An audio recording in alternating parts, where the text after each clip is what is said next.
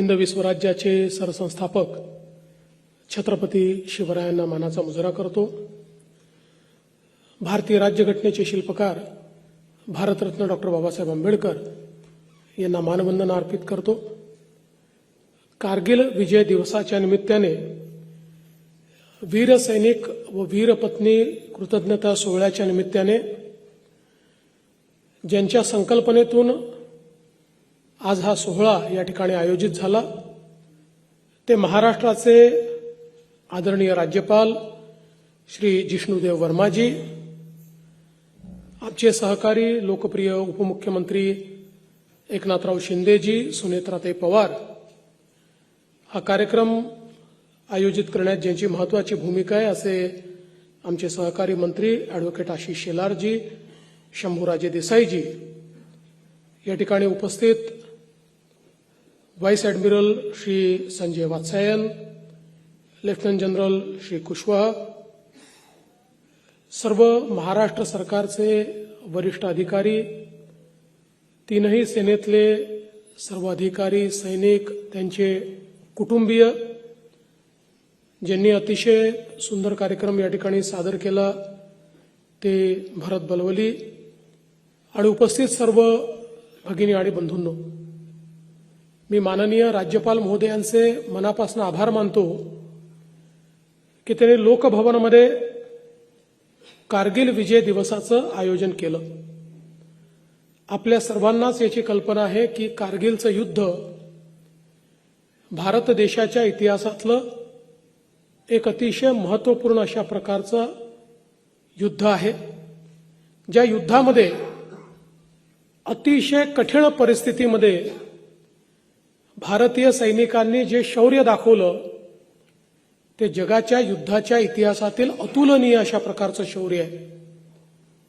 शत्रू ज्यावेळी उंचीवर होता, अशा ठिकाणी होता की ज्या ठिकाणी पोचणं असंभव होतं, अशा परिस्थितीमध्ये ती सर्व ठाणी परत मिळवणं हे अतिशय कठीण काम होतं।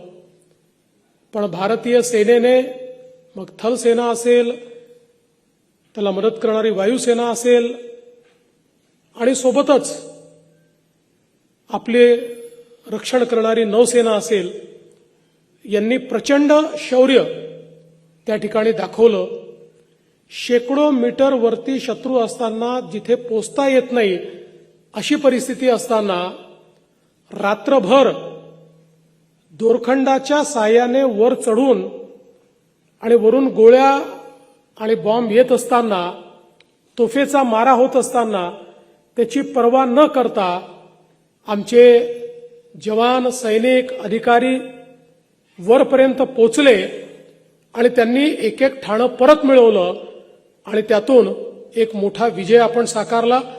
मगाशी आपण बघितलं की कशा पद्धतीनं एकीकडे खालून आमचे जवान वर जात होते आणि दुसरीकडे आमची वायुसेना त्या ठिकाणी हवाई हल्ल्यांच्या माध्यमातून एक प्रकारे या ठाण्यांना उद्ध्वस्त करत होती। खरं म्हणजे या संपूर्ण युद्धामध्ये अतिशय कमी वयाचे आमचे जवान आणि अधिकारी 18, 20, 21, 22, 24, कॅप्टन सौरभ कालिया असतील, कॅप्टन विक्रम बत्रा असतील, कॅप्टन मनोज कुमार पांडे असतील आणि असे अनेक लोक आहेत की ज्यांनी वयाची 25ही पाहिली नव्हती, पण अशा पद्धतीनं ते लढले आणि लढत असताना त्यांच्या ज्या भावना होत्या, लढाईच्या दरम्यान त्यांनी आपल्या कुटुंबाला पाठवलेली पत्र असतील, त्यांनी कम्युनिकेशनच्या माध्यमातून त्यावेळी व्यक्त केलेली आपली भावना असेल, किंवा अगदी विपरीत परिस्थितीमध्येही मागे हटणार नाही, जीव गेला तरी आम्ही या ठिकाणी ठाण मांडून बसलो आहोत, रिएन्फोर्समेंट आली तर ठीक, नाही आली तर आमच्या जीवाचं बलिदान देऊ, अशा पद्धतीनं त्या ठिकाणची जी भावना आहे, यापेक्षा उच्च भावना मला असं वाटतं दुसरी कुठलीच असू शकत नाही। आणि म्हणूनच कदाचित त्यांचं जीवन हे 22, 23, 24 वर्षाचं राहिलं असेल, पण जोपर्यंत भारताचा इतिहास आहे तोपर्यंत या वीरांना भारत विसरणार नाही आणि त्याकरताच हा कारगिल विजय दिवस या ठिकाणी आपण साजरा करतो. आपल्याला कल्पना आहे की जो समाज आपल्या वीरांना विसरतो त्या समाजाला वर्तमान तर असतं पण त्याला भविष्य कधीच नसतं. ज्या वीरांनी आपल्या समाजाला जगण्याकरता वातावरण तयार करून दिलं, व्यवस्था तयार करून दिली, त्यांना आणि दुर्दैवाने ज्यावेळी ते शहीद होतात त्यानंतर त्यांच्या परिवाराला ही भावना असणं की संपूर्ण भारत तुमच्या पाठीशी आहे हे अत्यंत महत्वाचं असतं. कारण यातला कोणीच पैशाकरता लढत नाही, कोणीही पगाराकरता नोकरी करत नाही. पगाराकरता नोकरी करायला खूप वेगवेगळ्या जागा असतात, पण सैन्यामध्ये गेल्यानंतर त्या ठिकाणी मातृभूमीच्या स्वाभिमानाकरता ही सर्व मंडळी लढत असतात. आणि म्हणूनच खऱ्या अर्थानं आपण ज्यावेळेस त्यांना वंदन करतो त्यावेळी मातृभूमीच्या खऱ्या सुपुत्रांना केलेलं अशा पद्धतीचं ते वंदन या ठिकाणी आपण करत असतो. आणि म्हणूनच मला असं वाटतं की हा कार्यक्रम ही केवळ औपचारिकता नाही आहे, तर या ठिकाणी दरवर्षी आम्ही आमचा निग्रह पुन्हा एकदा त्या ठिकाणी करत असतो.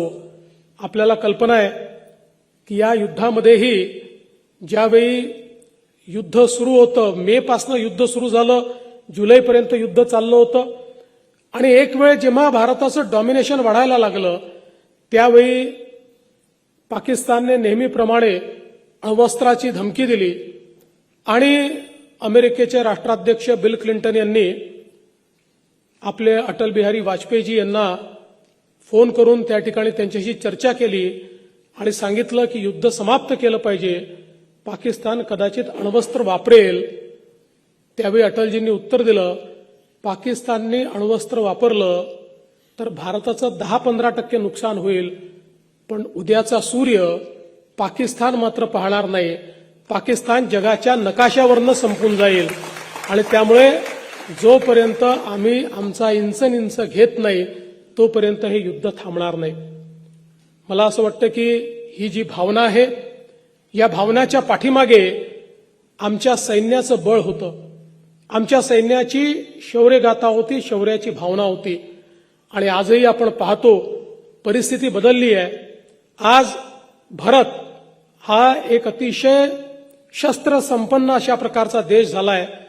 प्रधानमंत्री मोदीजींच्या नेतृत्वात ज्या भारताने आज एक प्रकारे आत्मनिर्भरता प्राप्त करणं सुरू केलं आहे आणि जगाच्या पाठीवर केवळ शस्त्रास्त्र आयात करणारा आता देश नाही तर आपली शस्त्रास्त्र निर्यात देखील करू शकतो. आणि एवढंच नाही तर जगाच्या पाठीवरची लॉंग रेंजची मिसाईल्स किंवा सर्वाधिक वेगाने जाणाऱ्या मिसाईल्स देखील तयार करण्याची क्षमता ही आता या भारताने तयार केलेली आहे. त्यामुळे भारताकडे वाकडी नजर करण्याची हिंमत कोणाची नाही. आणि ज्यावेळी करण्याचा प्रयत्न केला ऑपरेशन सिंदूरमध्ये आमच्या सेनेने हे दाखवून दिलं की आम्ही पाकिस्तानमध्ये घुसून आतंकवाद्यांचे तळ देखील नष्ट करू शकतो आणि पाकिस्तानमध्ये घुसून त्यांच्या एअरबेस देखील तहस नहस करू शकतो, हे दाखवण्याचं काम. आणि त्याचवेळी जेवढे हल्ले पाकिस्तानकडनं भारतावर आले एकही हल्ला सफल झाला नाही, एकही द्रोण भारताच्या भूमीवर टेकू देखील शकला नाही. ही क्षमता भारताने आज प्राप्त केलेली आहे. त्यामुळे अशा आमच्या सेनेचा आम्हाला खूप अभिमान आहे आणि तोच अभिमान व्यक्त करण्याकरता आज आपण सगळे लोक या ठिकाणी एकत्रित आलो.